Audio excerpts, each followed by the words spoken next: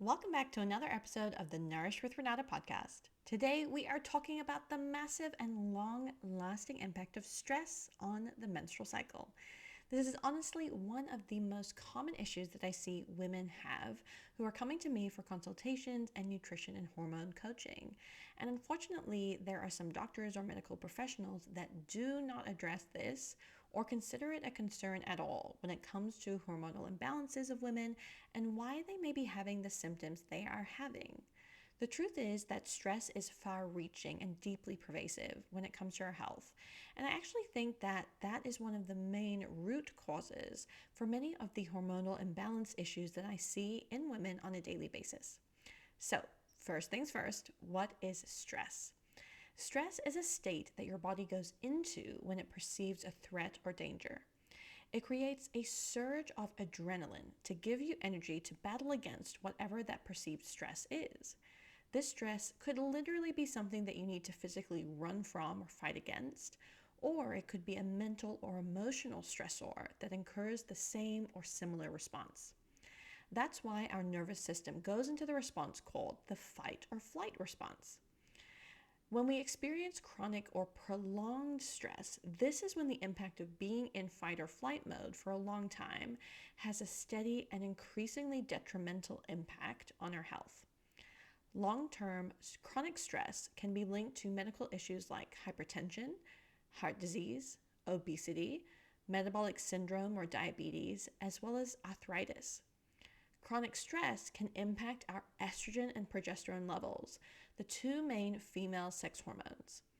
When cortisol, our stress hormone, is increased, as well as stays high for a longer period of time, this can lower peak estrogen levels and cause a faster decline in estrogen levels too.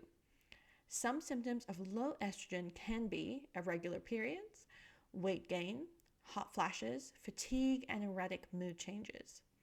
In addition, stress can cause an effect to our gut health. When we're in fight or flight mode, the blood flow is actually pulled away from the GI tract, which slows down digestion and potentially impacts our bowel movement regularity. This can then lead to estrogen dominance, which is when there is too much estrogen in the body. This increasing level of estrogen can cause heavy bleeding, cramps, breast tenderness, difficulty losing weight, especially around the lower abdomen, headaches and migraines as you're leading up to your menstruation phase. Progesterone is also affected by stress. When there are elevated levels of cortisol, the amount of progesterone your body has decreases.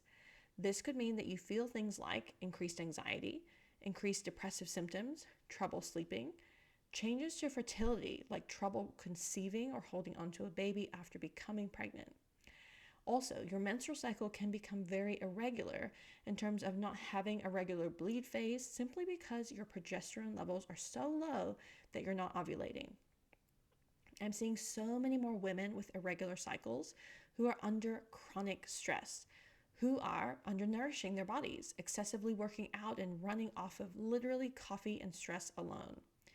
These factors are exacerbating their hormonal imbalances, particularly of estrogen and progesterone, resulting in a ton of other symptoms like gut health issues, brain fog, inability to sleep or sleep through the night, waking at night and not being able to go back to sleep, severely being underweight or trouble losing weight, as well as a negative relationship with food and their body image.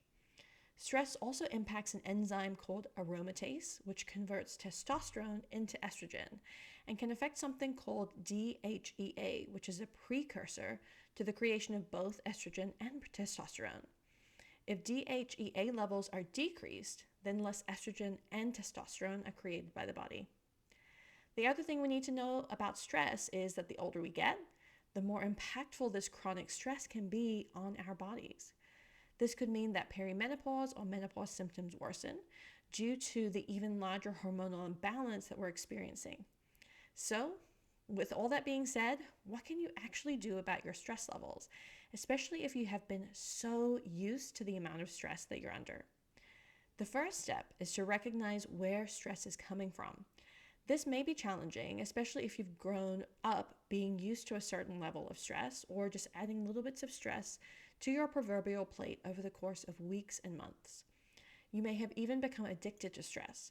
Some signs of this include feeling as though you thrive on tight deadlines, having difficulty winding down at the end of the day, or having time resting, feeling unsettled when you don't have your phone or work around you, constantly checking your phone in order to respond to requests from work or others in your life. If you resonate with any of these signs, you may want to look at how stress is a major motivating factor in your life and if that really serves you moving forward, especially if you're noticing hormonal imbalance issues or the severity of your symptoms are worsening. I recommend writing down what does stress feel like for you, then going through your day or week, recognizing when you feel these stress responses come up. You might be surprised how quickly your stress response occurs or what daily actions are causing your stress to increase. It's also helpful to determine how your stress is impacted by things like lack of sleep, poor nutrition or meal timing, relationship issues, etc. Next, create a stress management practice that you can lean on daily. This might be journaling, walking outside, meditation, a hot bath, talking to a friend or professional, whatever the case may be that works for you. The idea here is to start or create a habit where you can regulate your nervous system and begin to shift your need to be living in stress to one where your nervous system is resilient and can easily move in and out of stressful situations. Lastly, make sure you're using supportive nutrition to help boost the hormone levels that may be imbalanced right now. I have 2 trainings available for you on estrogen dominance and low progesterone, which can be greatly affected by increased and prolonged stress. I'll share those links below, as well as in each of those you get 5 recipes to help you to integrate those supportive nutrition foods and food groups so you can boost your progesterone levels or decrease excess estrogen. So make sure to check out those links. Stress can wreak havoc on our hormones, which is why I wanted to share this overview with you today. It's so important for us to be looking at our health as a whole, not just what we're putting into our bodies as nourishment, which is incredibly important, but also to think about our body's mental and emotional nourishment too. Chronic stress is essentially robbing us of this nourishment on all levels of our being. So get active in the reversal of stress in your life, implement the steps I've mentioned above, and let me know how you feel. You can reach out to me at any of the links in the show notes or go to my website, nourishwithrenata.com, to book your free 20-minute consultation for your nutrition and hormones.